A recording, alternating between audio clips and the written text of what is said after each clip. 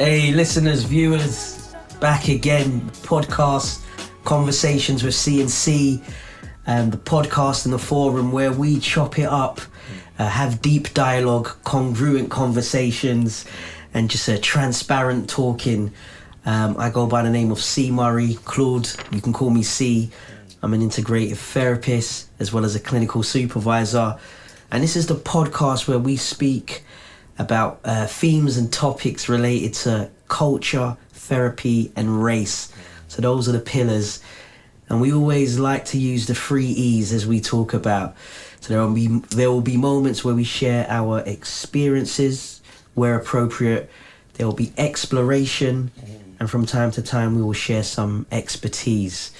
So I'm with none other than Coach Carter, aka Phil Jackson, aka the NBA's finest. If you see him, as you can see on the screen, if you're listening, my guy's come decked out in the coach attire, just to say he didn't bring the green drink for me, guys. He didn't bring the green drink. Yeah, but I'm dropping that. I'm snitching. But no, I'm with my guy, Dr. Barge, man. So Carl, come on, man. What's happening? Man, you really massage the ego so well, bro. I love your introductions, and it's so good to be here again with you. A lovely guest. That's right. Coach G and his lovely wife. Yes. You know, behind the scenes. Yeah, feeling good, man. Feeling blessed to be here once again. Once again. And I love the way you set the tone. With that introduction. You know, those 3 E's. I mean, what we come to represent. I feel in season 3. In season 3. Season 3. So we got guests. We got a guest. Yes, we have. We got a wonderful guest. You know the green couch. Not anyone graces the green couch. But we got a trailblazer in our midst. Someone who's making moves in the community, in mainstream and at grassroots level, creating systemic change. We got it always introduced correctly, because it's appropriate. So today we've got Felisha Dussard, who is an integrative psychotherapist, a mental health first aid instructor, a counselling lecturer, a public speaker. And in 2021, Felisha received an award for women's empowerment and for her activism within her community.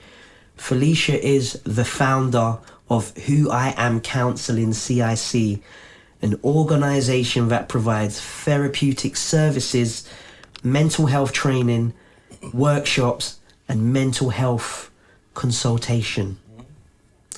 Felisha's passion for equality for Black communities has also been demonstrated in her role as a Windrush ambassador on behalf of the Home Office, where she worked extremely hard to raise awareness for the compensation scheme. Felisha is a mother and someone who really cares about the community.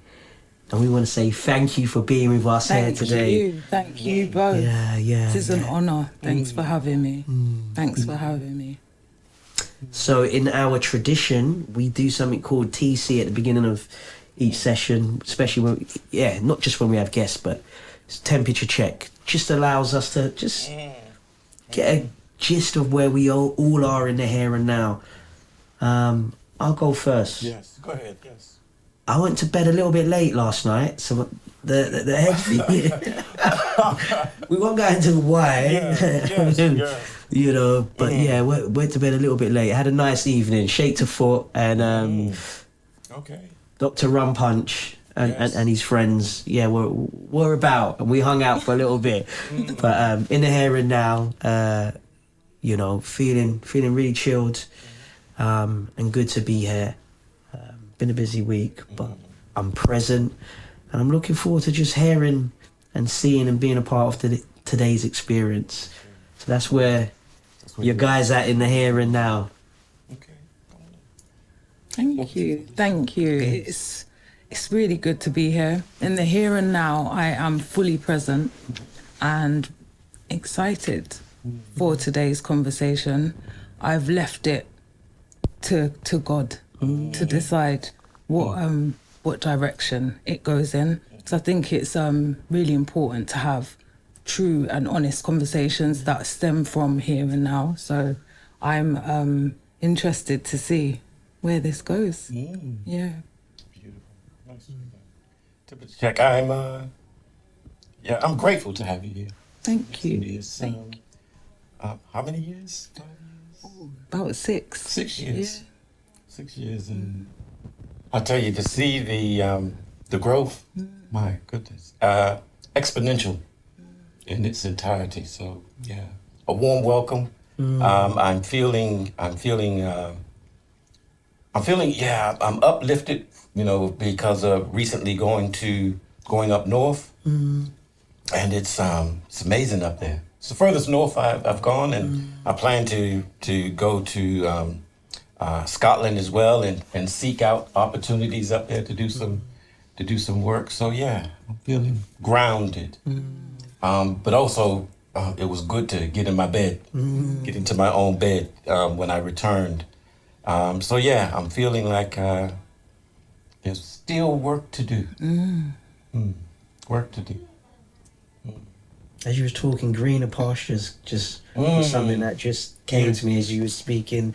And greener pastures, like, they do need to be tended, or the tending that takes place to keep them green, right? But yeah, I hear that and feel that, and share some of the grass and the leaves that that you reap, man. But we're here with Felisha. Yes. Felisha, we know that you've checked out some of the episodes, and in our tradition, when we have guests on, we ask this question, and it's keeping yourself as safe as you want to. But if you were to go to therapy tomorrow to see a therapist, what would you speak about, and what would you hope to get out of that session? If I was to go to therapy now, I would speak about how to give more of myself. I'm in between living a life and serving, and so there's a balance that needs to be struck in terms of how much of yourself you share and how much of yourself you keep reserved, especially thinking about next steps and what I'd like to do in the future. So I would be talking about striking that balance, and but how to bring myself, all of myself. Definitely. What was your thought, Doc? Your eyes lit up there as Felisha. Well,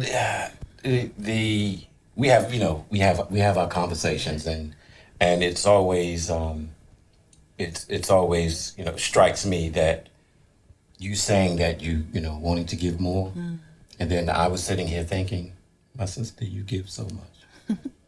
You give so much, and I think that I think the question that came for me, who pours into you?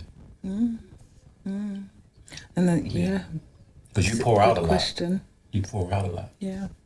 And so that's where my spirituality comes into play. I've learned much more of late, where to get my my filling from. And so I've just created a deeper and stronger bond with my creator, and I feel stronger for it. And so I think the more I lean in to him and lean not on my own understanding, I'm able to do abundantly and exceedingly. I don't know how sometimes. Well, I know how. I do know how. Yeah, but that's how we're rolling at the moment. Okay. Yeah. That's a lovely smile. Yeah.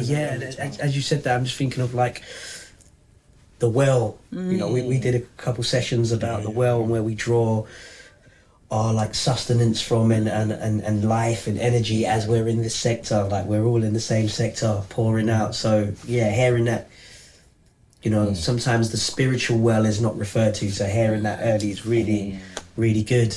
So we're gonna moonwalk, and you look like you can dance. I can dance. Sometimes. Yeah. So we're gonna moonwalk back. to, early life. And you can go as far back as you want. But could you name a song that reminds you of childhood, that makes you think of young little Felisha and the ambience in the home and what was going on for you at that time? So is there a song? It's hard to narrow it down. It's gonna be hard, yeah? Hard to narrow it down. But a personal song would be Mariah Carey, Hero. As a singer, or as an aspiring singer at the time. Okay. That was my showstopper. So, but just going back over the words and listening to what she's actually said, I don't think I understood, at that age, just how much it would resonate with me now as a young woman. But yeah, just kind of understanding that everything you need is within. The hero is within, and I think, there have been instances and experiences in my life where I've realised pretty quickly that nobody's going to come and save you. Yeah. You save yourself. And so that song, I would say, kind of carried me. Yeah. I could name others, but I'll stop there. Mm-hmm. Was that tape cassette? Yeah, when you used to put the pencil and you used to rewind it back. Put the little paper in the, You didn't live if you didn't have the tape recorder. Old school. Yeah. Okay, so Mariah Carey, Hero. So around that time, so if we go back to where you grew up, where you're from, family, early life. Tell us a little bit about So I have fond memories of early life, we were free, it felt free to be children. No mobile phones, no social media. Any problems at school stayed at school. Grew up on Journeyman Road in Telegraph Hill. Really nice area. Lots of parks nearby, greenery. So I'm a bit of a country girl. Not that it's in the country, but I do like my greenery. I just remember days playing it out in the park. Summer holidays, we were allowed to go on residential trips. So, we used to go up to places like Sayers Croft up in the countryside. And lots of youth clubs as well around that time. But fond memories. So grew up in the 80s. Coming up with my younger brother and sister,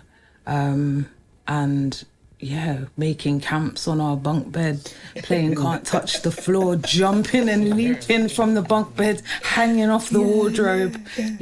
Death-defying stunts. Hide and seek, pranks, definitely. When the bunk bed becomes the apparatus. Yeah. So where's family from? So we are Jamaican descent. My grandmother's from St Anne's and my grandfather's from Clarendon. Okay. And so that is our roots. Yeah. Grandmother was at the centre of it all, matriarch of the family. She's was mum. She's not with us anymore. But, really held it all together, the glue. And so many teachings, such a wise woman. I say her sayings now, the ones that I sat and said, what is she talking about? Could you share one of those sayings that have stuck? If you want good, your nose has to run. That's the classic. If you want good, your nose has to run. What? It makes perfect sense now. Perfect sense now. Sometimes you have to lose to win. Sometimes you have to scale back on things and, be disciplined, be very disciplined. But, that has helped me, numerous ways. And so, her sayings, her stories, Brer Nancy and Brer Fox, a Nancy working brain, Ginal, as you say. What was you like as a child? Wild imagination. So I write stories. Like to draw houses. I was into architecture. Quite tomboyish, actually. I love to to ride the skateboard, wheelie on the bike, scraped up my knees a good few times. And play fight with my brother like a trooper. Yeah. But still played with Barbies, made Barbie house, swimming pool with the biscuit tin. Wow. Yeah, wild imagination. Biscuit tin. Yeah. Yeah, that creativity in the 80s, you had to be creative. Cardboard box for the house. It was, definitely creative, but always wanting to be, there was this inner drive within me. It's an ambition that's just never left. So it didn't matter what path I was on, I was always striving for more. So I'd say quite driven. So in secondary school, what were your favourite subjects? Secondary school, history. History was a favourite. Humanities. And I'd say science as well. Done a lot of sport in secondary school, so I was doing the high jump, the long jump, and I ran the 1,500 metres. My nan and my mum have stories about that. Yeah, so they say, I say I ran it well. They say I only ran when I got to them. They say I only ran when I saw them and walked the rest of the way. But interesting. But netball. So quite sporty. And if you could use 3 words to kind of I don't know if you can, but to describe your school experience, it was secondary school experience. Very interesting. Very interesting. I think when I got to secondary school, I realised that there was a class divide. A class divide. Where I grew up, I would say it was working class to middle class on the street that I grew up on. And the area that I lived in. So when I got to secondary school, I was put in a part of the school with people from my area and people from areas that I was from. And so there was another part of the school where there were people from other areas and maybe deemed to be of a lesser class or, socio-economic background. And for me, it was a bit confusing because I was looking around and I'm thinking, okay, I'm here with some of my friends from, my primary school, etc. But over there, I'm seeing people that look like me, and so I wanted to be over there. So it was a bit of a culture shock to some degree. But fun, because there was a lot of learning. I learned how to scrape my hair back and do the swoop on my forehead. I learned a bit of slang. Did you have the the twirl. Sideburns had to be done.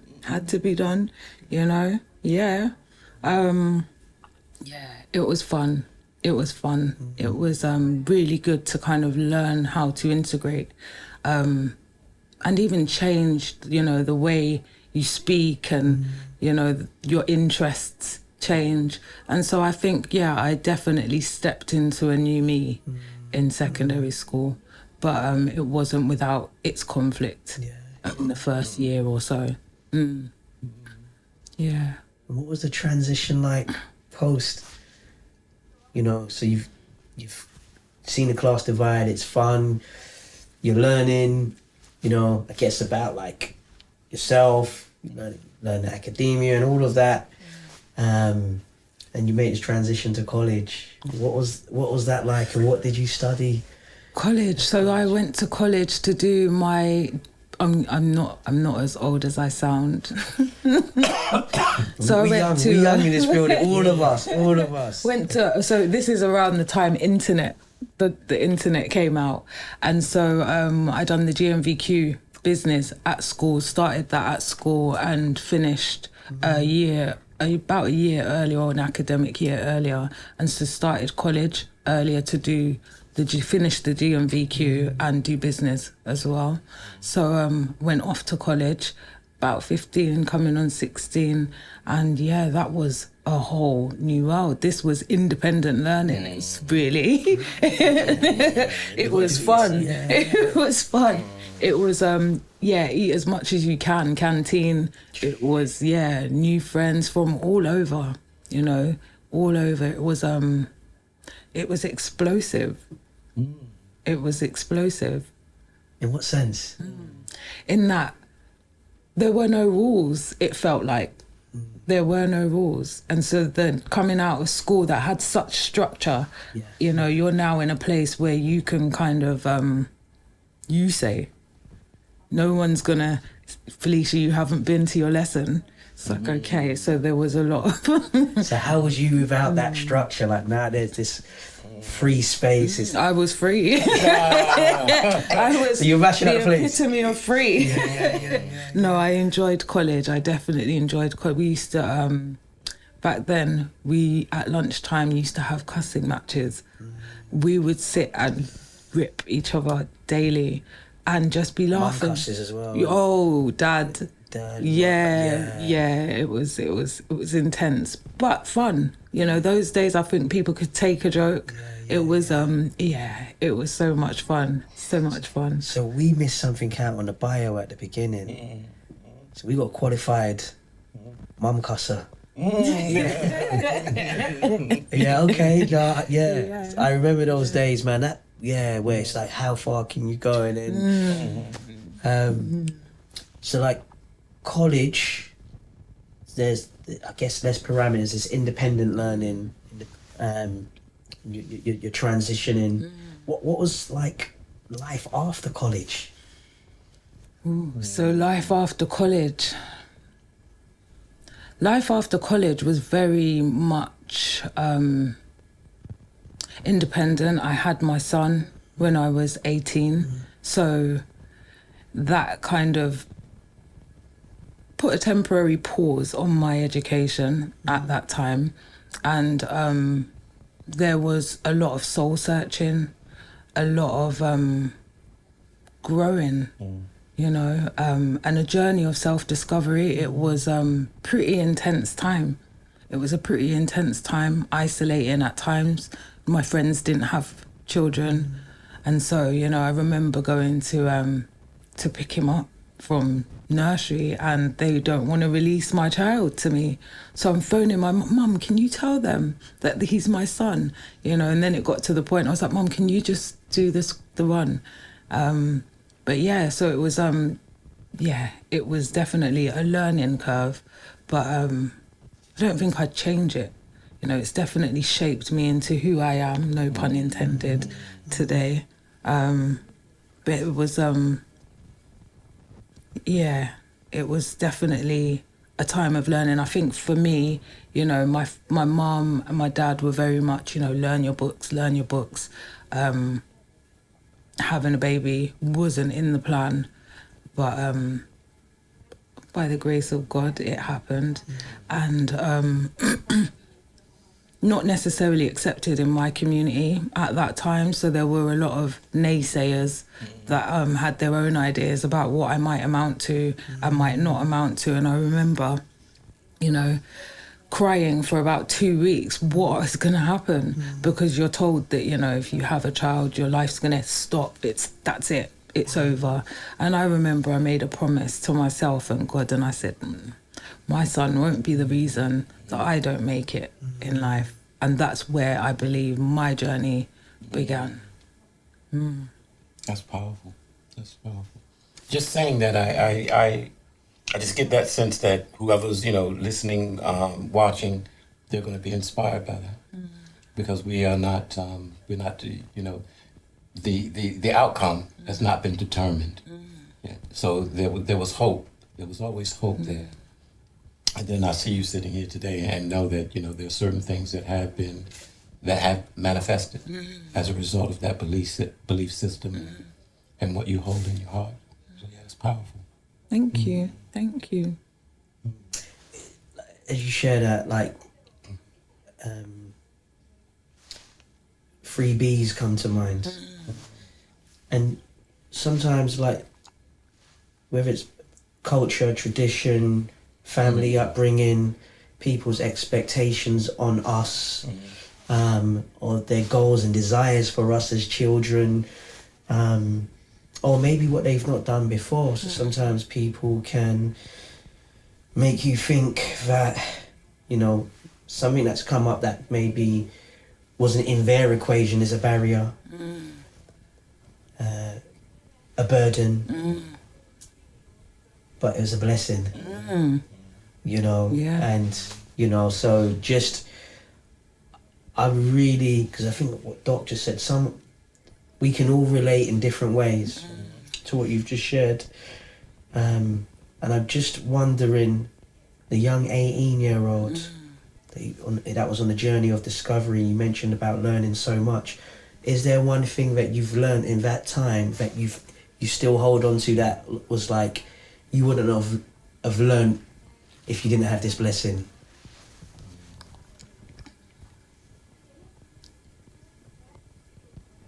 I think, it's just never give up. Never keep going, you know. The sun comes out in the morning, you know, it's that. Not to be boxed in by other people's limiting beliefs. You know, I think, you know, there's a time where people think they can tell you what to do for yourself, for your child, and, you know, for your life. And just having the courage to actually do what you need to do for you. I think, yeah, definitely discernment and an understanding of what's best for you outside of the advice and opinions of others. Yeah, that's carried me far. It's powerful. That has carried me far. Yeah. So in being a mum at the time, and, you know, you mentioned, I think you said soul searching, and, you know, that journey of like discovering self. Tell us a little bit about like after, like how you then transitioned into maybe what you're doing now, like, So, so to get to this point, there were obstacles, and, you know, at a time where I felt like, looking back, had I have had someone like me to help me through, to guide me through, or to give clarity and understanding of, you know, what I was experiencing, to identify my emotions and feel them and let them be, you know, because you are encouraged in hard times to try and just get on with it, you know, just woman up, woman up, you know. Which in some instances is helpful, but in others, especially if you're dealing with, you know, trauma of any kind, can be harmful. You know, you bottle things up and you create defense mechanisms, and, you know, they can go on and on and on. So I think for me, looking back and recognizing that actually, you know, I think counselling would have been useful at that time.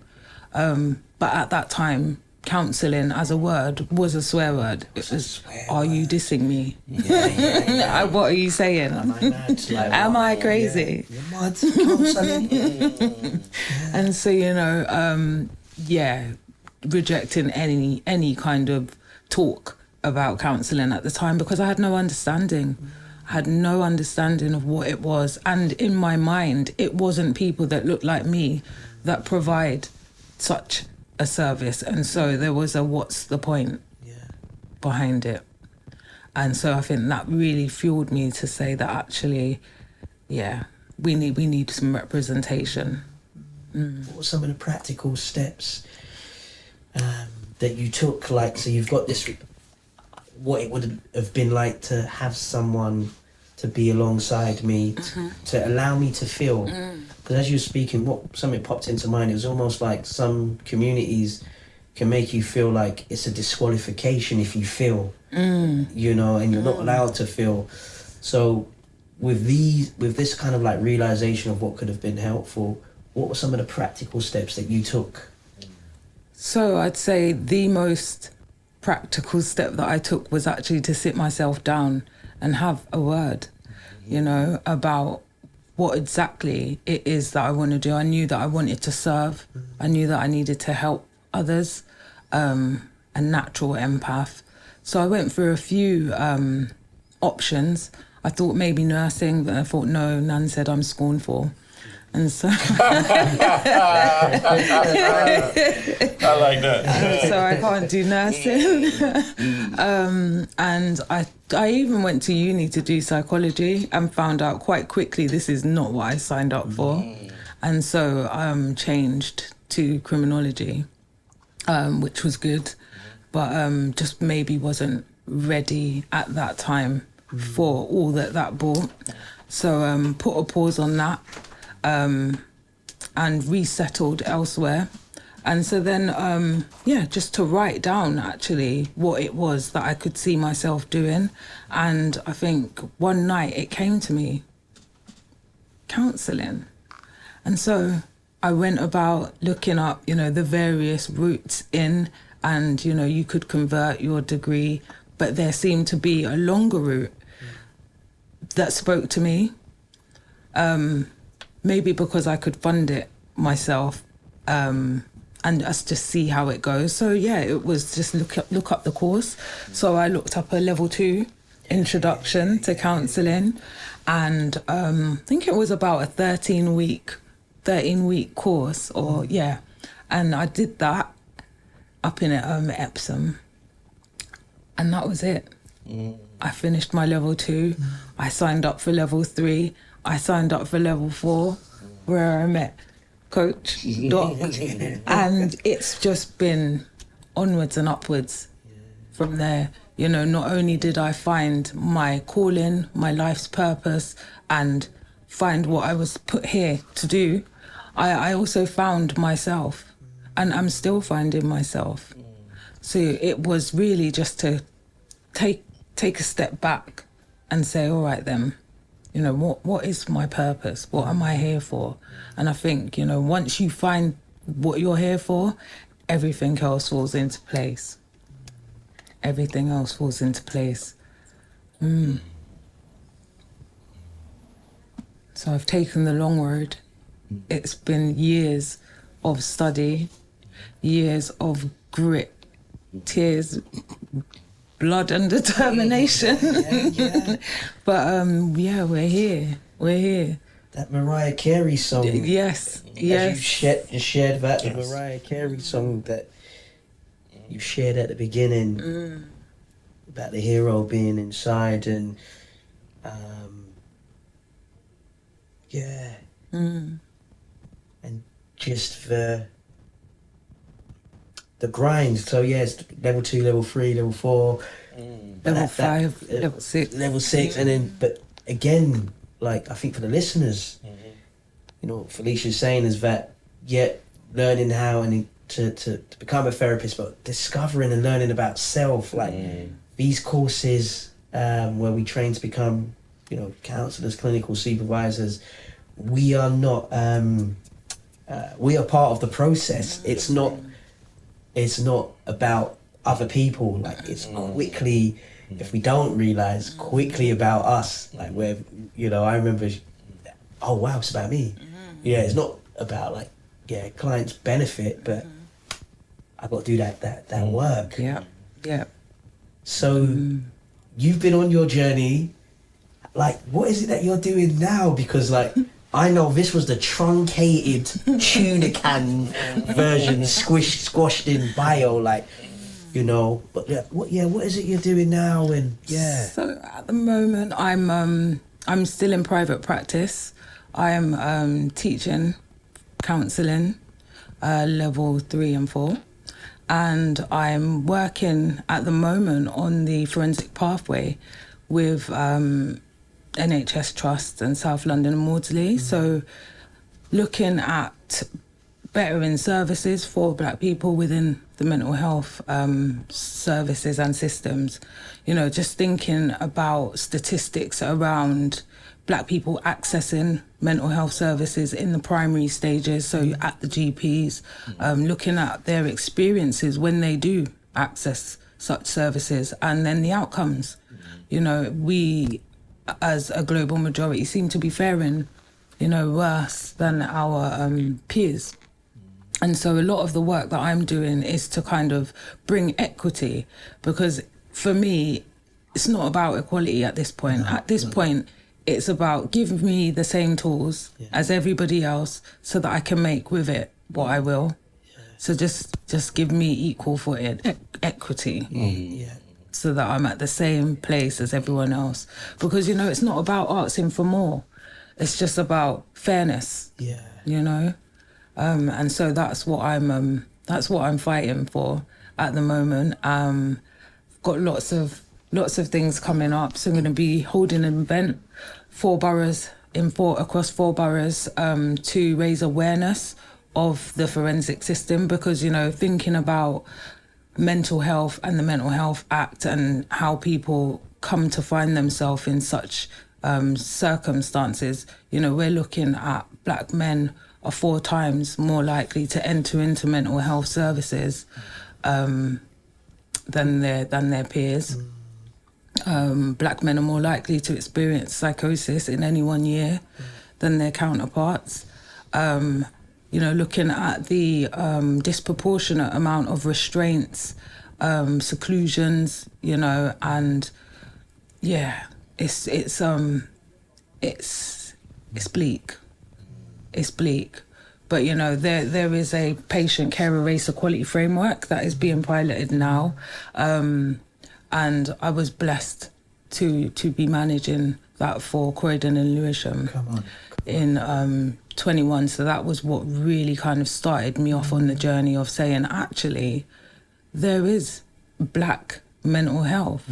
And I've been pretty controversial at times in saying that it's something entirely, it's its own entity. And I've had to, you know, really push and fight for it to be known and accepted as that. And not everybody does agree. I mean, yes, mental health affects everybody, but, you know, and this is my controversial statement, I believe that as Black Indigenous people, we are born by default into poor mental health. And it's everything. You know, I speak of quadrants. So we're looking at environmental factors, individual factors, socio-economic factors, history, you know. So there's so much complexity around a black person experiencing mental health. When you think about the threshold, 2 weeks, if you're experiencing symptoms of, you know, depression or anxiety for more than 2 weeks, that becomes diagnosable. How about a lifetime?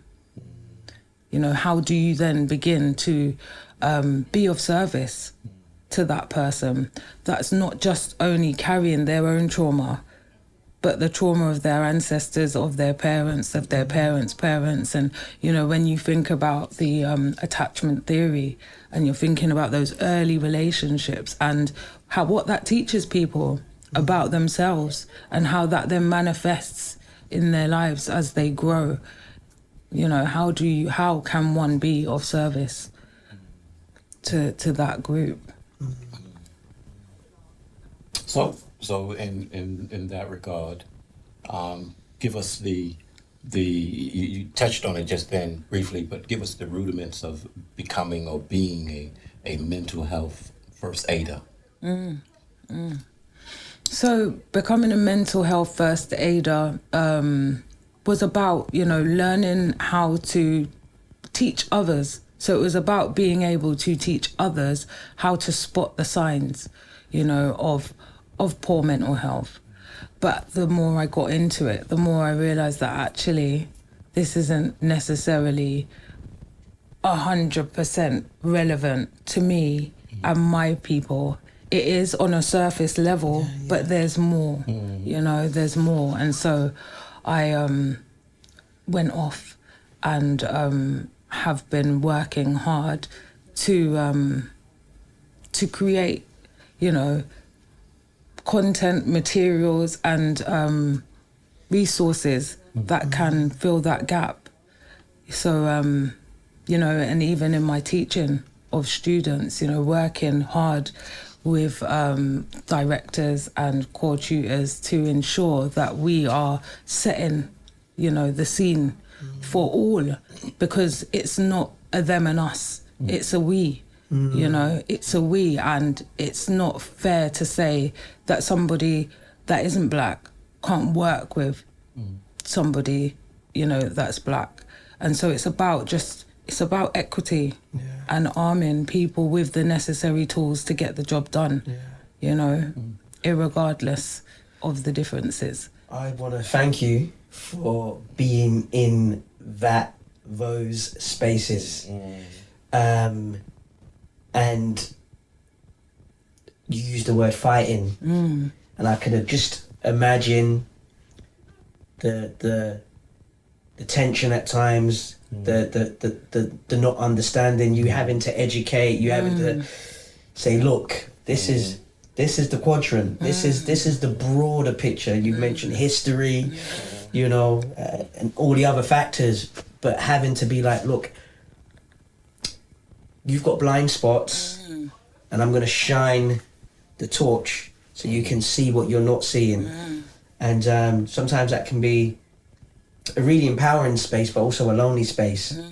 Yes. Yeah. Yes. And I saw that, I felt that resonated. So I just want to commend you for being in that space, and you're at a systemic level with it as well. Like, and as you were talking, what was just amazing was like the level 2, level 3 and level 4 that you studied, you're now teaching. And the powerful circle, like just, and you spoke about giving back earlier, and I feel like that is a way of giving back, you know, where you are actually a part of these future pending practitioners' journey, you know. Yeah, phenomenal. Trailblazing work, man. Thank you. Trailblazing work. So when you're not in these spaces, like what do you just do for like, what's downtime, what's chill time for Felisha? Food. Yeah, so I love to eat. What kind of food? All foods. All the food? All the food. Okay. As long as it's not pork, we're good. Okay. As long as it's not swines. Rufus we is can rewind over the swine. Rufus is over there. But yeah, I'm very adventurous with my food. I will try most food once, apart from maybe haggis or something. But yeah, if I don't like it, I just won't eat it again. But if I that's Scottish. That's Scottish. Yeah. I think it's like a lamb intestine, and Doc mentioned Scotland. Did you mention Scotland? Yeah, I did. That's not when you go. I will not be eating that. No. For me and my house, that's not our portion. No. If they jerk or curry it. Yeah. Well, no.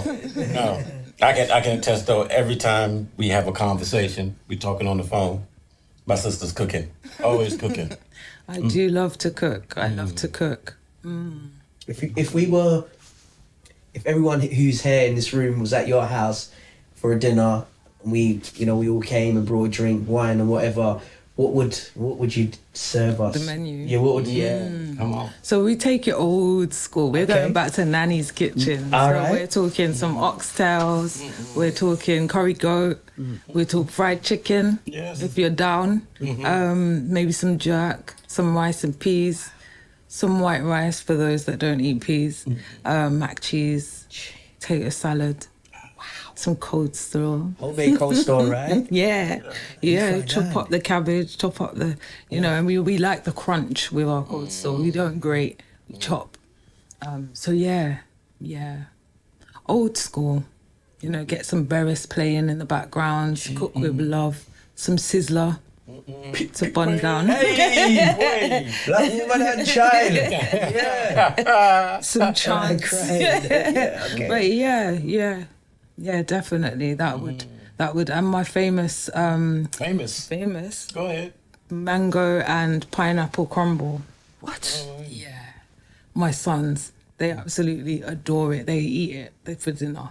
They eat it for dinner. Did you bring any food in your bag? I'm saying, I'm curious. It's famous, but yet I've never had it in 6 years. 6 years. My Doc. goodness. Wow. There's a dinner party pending. All right. Okay. Dinner party pending. Yeah. You heard that? It's been said. Yes, It's been said. You can bring your green juice. Yeah. Still on that, right? I'm still on that, man. Make sure there's some rum punch in the house. Yeah. We'll invite Ray and his nephew. Okay. Yeah. We can hang out. Yeah. Uncle Ray. So, as we're kind of like winding down, kind of landing, we like to ask everybody this, not from a morbid perspective, but like just from a impact. So on the majority of tombstones, you see a date of birth and date of death, and the person's name, and there might be a little quote, and all of that's great because you know you're able to identify there was who this individual was. But I think beyond that is the most important thing is that little line between date of birth and date of death, because that little line represents how that person lived. So living in a dash, that little line. And when it's all said and done, what would you like your little line, or your line, maybe not say little line, what would you like your line to represent? Legacy. Legacy, definitely change maker. And I say legacy in the broadest sense of the term. It's definitely about, embracing my my role as a touch point. When I think about the role that has been assigned to me, I believe that I'm a touch point. I've gotten to a point where I'm definitely being guided to share myself. I spoke about it earlier. How can I give more? It's to tell my story in its entirety and own, the experiences and, the difficulties and, to share them to help others. So legacy for my people, legacy for my children, we're talking generational wealth, but not wealth just in the terms of money. It's not about currency. We're talking, in terms of emotional wealth, mental wealth. It's about being rich in spirit, and in your deeds. So that's what it's all about for me. We say legacy. Hey. Yeah. And I just wonder, is there anything that you would like to leave our listeners with or viewers? Anything that's on your heart? There might not be, but just maybe there might be. I think it's dare to be you. Dare to dream big, live big, live out loud. The sky isn't the limit. You're the limit. You are your own limit. Just, going back to that, not living in other people's boxes. Get out the box. Yeah, that's what I would, dare to be. Profound. Get out of other people's boxes. It made me think of the Lauryn Hill Unplugged album, Get Out. Oh, Get Out. Get Out. So Doc, just wanted to know, as we about to end, but before we do, what are you taking away from today, today's experience? I think, overwhelmingly, I think the message that I received from what you shared today is resilience. And, you're an overcomer. You're an overcomer. And there is, as you say, there is so much more to come. I see you, I think, I can share that we sit side by side as co-tutors. And that the next stage is higher. It's a higher stage for you. A university stage. Yeah. No doubt. Thank you. Anything that you might be taking away, Felisha? Yeah, I think, to practice what I preach, I'm going to dare to be. I'm not leaving this place with regrets.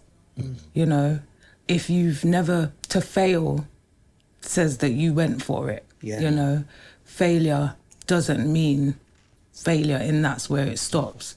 If you don't fail, you're not trying, in my estimation. And so to fail is actually a good thing. So it's no limits. I think I'm taking from this experience how looking for a hero, sometimes you can come up trump and then you realize that hero's within self. However, I don't believe personally that experiences are just for us. Some. And then in finding that within, then we're able to become for others. So on your course as you lecture, I'm sure there are going to be students, or there have been students, it's like they will remember you in their therapeutic journey, you know, from a hero's perspective, man. So I'm taking away that's really powerful. So I just want to say thank you for sharing. Thank you. Being real. And yeah, listeners and viewers, this is the podcast Conversations with C&C.